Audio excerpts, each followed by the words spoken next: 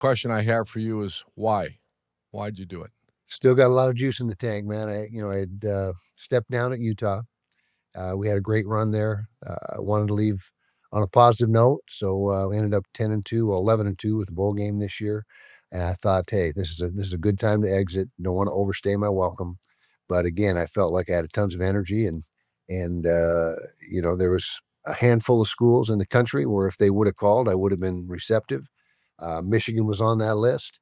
They called, or somehow them and my agent got together. I'm not sure exactly how it went down, but when I got the word that there was interest, I jumped at that opportunity. That's pretty much the long and short of it. So you often hear the term "right place at the right time." Mm-hmm. Here's the Wolverines, a place that I know very well. Growing up as a fan of Bo Schembechler, or actually became a friend of his. And you know this. I was a Woody Hayes guy, Earl Bruce guy, and here's a place that is incredible tradition and one of the most successful blue blood programs of all time. But the last few years, there's been a lot of chaos, a lot of stuff. I underline stuff that's happened there. The further you dig into it, how much effort on your part will it take to erase this stuff, or is that just a non-factor? I think it's a known factor. I mean, we've obviously got to get back on track, and as far as the getting rid of the drama, but as far as the players, I mean, they've handled it well. I mean, it wasn't their fault. They weren't the cause of anything. All they did is kept working through the whole thing. Ended up 9-4 this year. So I think that they're eager, and we got a big team meeting tomorrow morning at 7 a.m. to get this thing started, and they want to go back to work. I had a chance to interview every player down at the Bull site. It took me 20 plus hours down at the Bull site in Orlando, and what a great group of young men, high character, all tuned into their academics, knew when they were going to graduate, knew what they were going to do with their degree. Uh, yeah, it's just a great group of guys, and I'm excited to get started with them. So I go back to 2003. I get hired at Utah, and without Kyle Whittingham, there's no chance.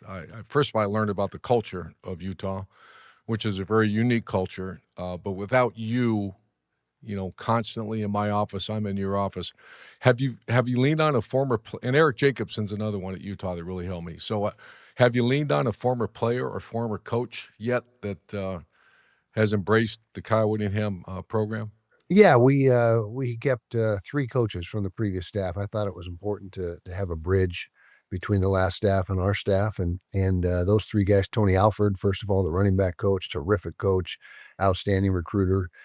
He's put together maybe the best running back room in the country. I mean, he's a guy that is a proven commodity. And then we had Lou Esposito, defensive tackle coach, who I really hit it off with, and then Kerry Combs, special teams coordinator. So those 3 guys, I've really leaned on them to navigate things and figure things out along the way. But by the same token, I've surrounded myself with guys I know and trust, that I've worked with for a lot of them 20 plus years. Yeah, that was our conversation. Is the first thing I remember saying is, because I got stuck in a situation where you're with a bunch of new coaches that maybe don't exactly believe in the way you go about your business. You got Jay Hill, the defense coordinator. You got Beck, who came with you from Utah, and you got I think Lewis came with you. Lewis Powell, I read. So just tell us about your staff. Tell us about.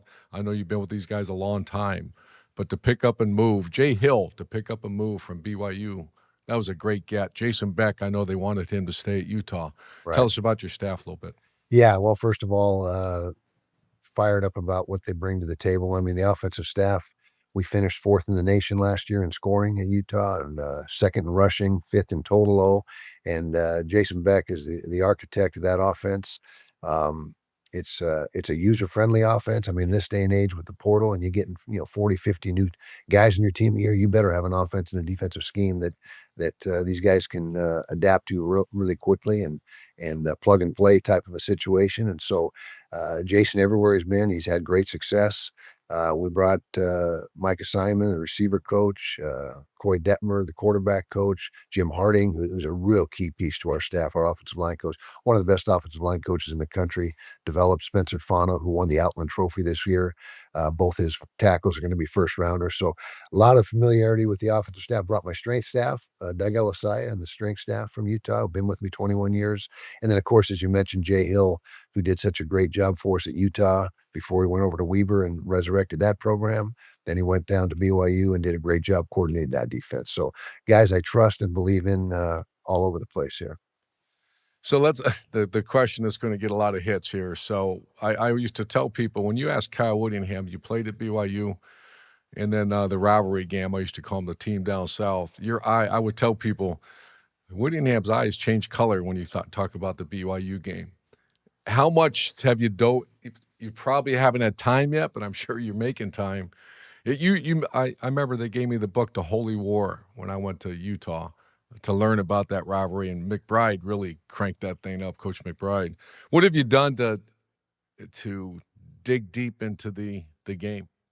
Well, it's such a national game and has such prominence. I feel like I know it. I've known it for years and years. I mean, it is the game in the country, the biggest rivalry in the country, and so it's not hard to be educated about that when it's been so front and center really my whole college career. So it doesn't take much studying up on that game to understand what it's all about. So Bryce Underwood's coming back. I remember watching him in live and in person last year, early in the season. And once they started, they didn't run him the first 2 or 3 games. The third game, I believe it was, they ran him, and I said, it's over now. Now it's over, because you got a freak athlete that can really throw it. But you throw on the tape, week 10 and 11, it's actually not as good as it was early. His development went, in my opinion, and I watched him. I have a lot of respect for that player. What have you seen so far from him? And the skill set's there, but and I'm sure Jason's spent some time with him back. What happened with his development?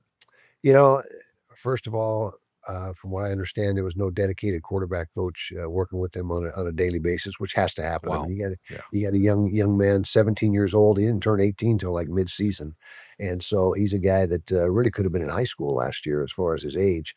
But there's some things in the throwing mechanics and the just things to smooth out in his fundamentals and technique, and we're already got a good start on that. And Jason Beck and Coy Detmer, outstanding quarterback developers and coaches. And so we're already going down that path. But you talk about a ton of upside. I mean, Bryce Oh my Underwood's got gosh. it Yeah. all. He's 6'4" and 225 plus, and has a cannon arm. And so he's the whole package. We just got to get him refined.